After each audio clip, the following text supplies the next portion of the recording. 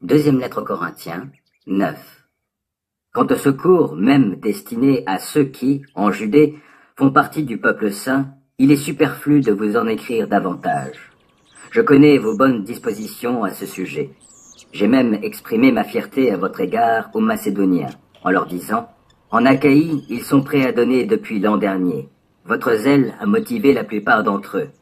Toutefois, j'envoie nos frères pour que mes éloges à votre sujet ne soient pas démentis sur ce point et que réellement vous soyez prêts comme je l'ai annoncé. Autrement, si les Macédoniens m'accompagnaient et ne vous trouvaient pas prêts, ma belle assurance tournerait à ma confusion, pour ne pas dire à la vôtre. J'ai donc jugé nécessaire d'inviter ces frères à me devancer chez vous pour organiser par avance cette collecte que vous avez promise. Ainsi, elle sera prête à mon arrivée et sera l'expression d'un don libre et généreux et non pénible et forcé. Rappelez-vous, semence parcimonieuse, maigre récolte. Semence généreuse, moisson abondante. Que chacun donne ce qu'il aura décidé en son cœur, sans regret ni contrainte, car Dieu aime celui qui donne avec joie. Il a aussi le pouvoir de vous combler de toutes sortes de bienfaits. Ainsi, vous aurez, en tout temps et en toute chose, tout ce dont vous avez besoin, et il vous en restera encore du superflu pour toutes sortes d'œuvres bonnes, ainsi qu'il est écrit « Il donne aux pauvres avec largesse, et sa conduite juste sera pour toujours prise en compte.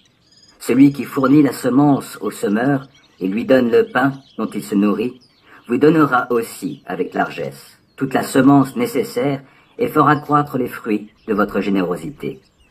Ainsi vous deviendrez riches de tous les biens et vous pourrez donner largement, ce qui suscitera chez ceux auxquels nous distribuerons vos dons de nombreuses prières de reconnaissance envers Dieu.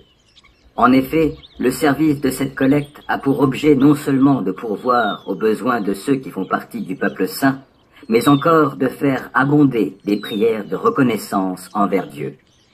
Par ce service, vous allez démontrer la réalité de votre engagement.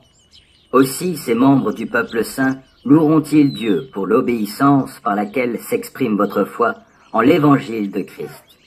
Ils le loueront aussi pour la largesse avec laquelle vous partagez vos biens avec eux et avec tous. Ils prieront pour vous, traduisant ainsi l'affection qu'ils vous portent, à cause de la grâce surabondante que Dieu vous a accordée. Béni soit Dieu pour son don incomparable.